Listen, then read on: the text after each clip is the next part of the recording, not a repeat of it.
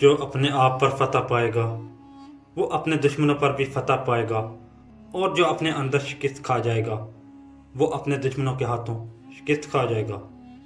صادق وہ ہے کہ جب اس کو دیکھو تو ویسا ہی پاؤ جیسا کہ سنا تھا۔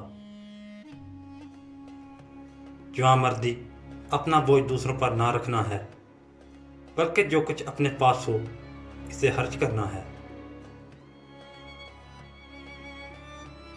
مومن اور منافق میں فرق یہ ہے کہ مومن کا دل گھڑی میں 70 دفعہ پھرتا ہے اور منافق کا دل 70 سال میں ایک بار بھی نہیں پھرتا۔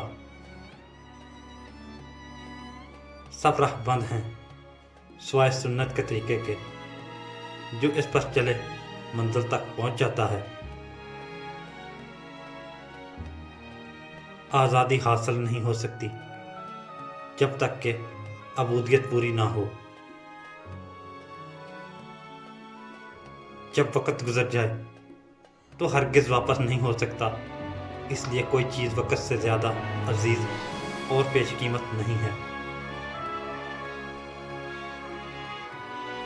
اگر کوئی شخص 1000 سال تک اللہ کی عبادت کرتا ہے تو پھر وہ ایک لمحے کے لیے اس سے منہ موڑ دیتا ہے، تو پھر اس لمحے میں جو اس نے کھویا ہے اس سے کہیں زیادہ ہے جو اس نے 1000 سالوں کی عبادت میں حاصل کیا۔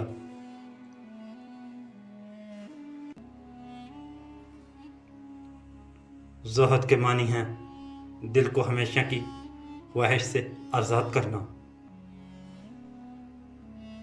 کڑوا پن کو نگلنا صبر و ضبط ہے۔ جو شخص قرآن مجید حفظ نہیں کرتا اور نہ ہی حدیث کو یاد کر رکھتا ہے، اس معاملے میں اس کی پیروی نہیں کی جانی چاہیے، کیونکہ ہمارا سائنس کتاب و سنت تک ہی محدود ہے۔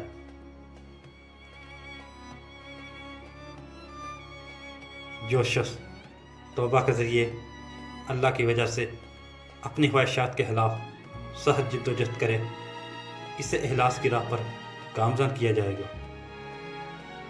ہم کبھی بھی باہر سے اپنے دشمن کا مقابلہ نہیں کر سکیں گے سوائے اس کے کہ جب ہم اپنے اندر اپنے دشمن کا مقابلہ کریں۔ اس شخص کے ساتھ دوستی کرو جو نیکی کر کے بھول جائے اور جو حق اس پر ہو وہ ادا کرے۔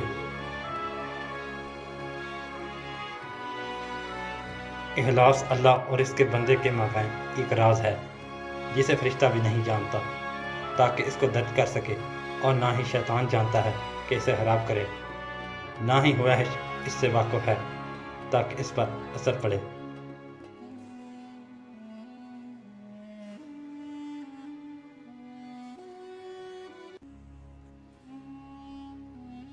اگر کوئی شخص اللہ کا بڑا ولی ہے اور وہ پانی پر چل رہا ہے اور ہوا میں سجدے اور دعا کر رہا ہے، لیکن اگر وہ آپ صلی اللہ علیہ وآلہ وسلم کی سنت کے خلاف ایک بھی فعل ادا کر رہا ہے تو اللہ کا ولی نہیں بلکہ وہ شیطان ہے۔